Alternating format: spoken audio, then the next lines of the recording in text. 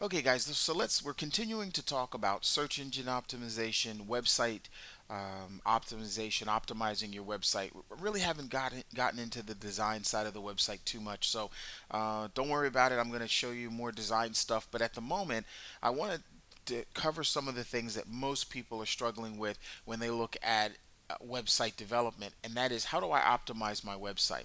And I want to show you with this software. It's very easy to go in and optimize your website. All right, so let's say we're talking about bikes, and so here we can see page title. This is the name of the page, home, and then of course this is the page title, and the page title is described as home. Now, in the search engines, that's not what people are typing in if they're getting ranked in the search engines.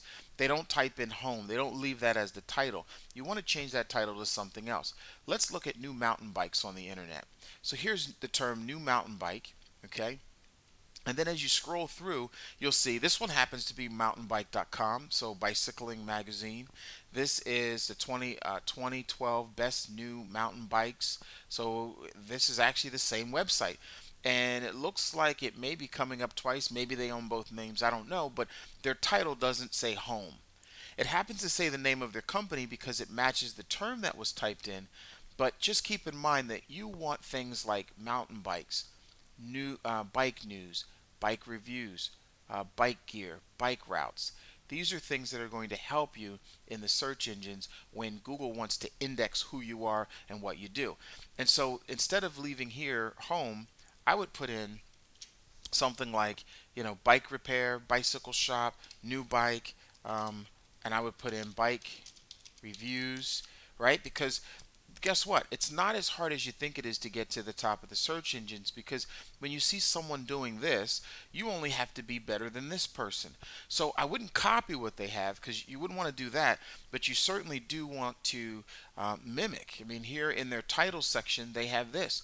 And then underneath, they have a little description here. Here's a first look at the 12 best and most promising bikes for 2012. And that matches their title here. So where that's done inside your site builder system is click on search engines. And then you can set up individual search terms for each page. So in the page description section, this is where you want to add those terms like, best new bikes for 2012, um, and bike repair news and shop.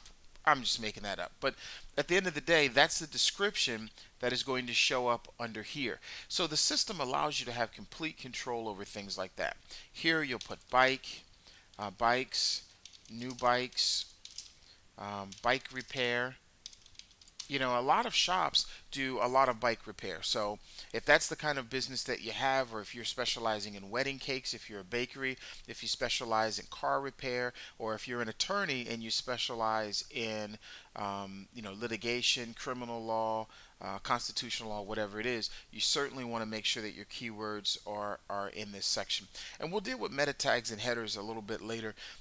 Most of the search engines today, particularly Google, they don't pay a lot of attention to this kind of stuff. Okay, but we'll talk a little bit about that a little bit later in another video. So, but at the end of the day, make sure that at worst case scenario, give yourself the best possible shot by making sure that you update this information. And when you click apply, when the search engines index you, they'll grab this information here, which is in your header, okay, in your title. They'll grab this information here, which is the description. Just like a book, the person's going to look at the description, they're going to look at the title, look at the description, and they're going to decide if they're going to click on that website or not. And that's how you get to optimize your website. The other options that you have is right on the page itself.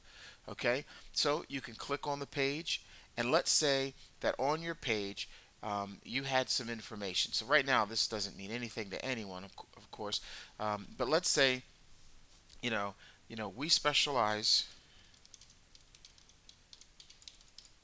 in bike repairs, um, you know, at our, and I'm just making this up as we go along, bicycle shop. You can also get a new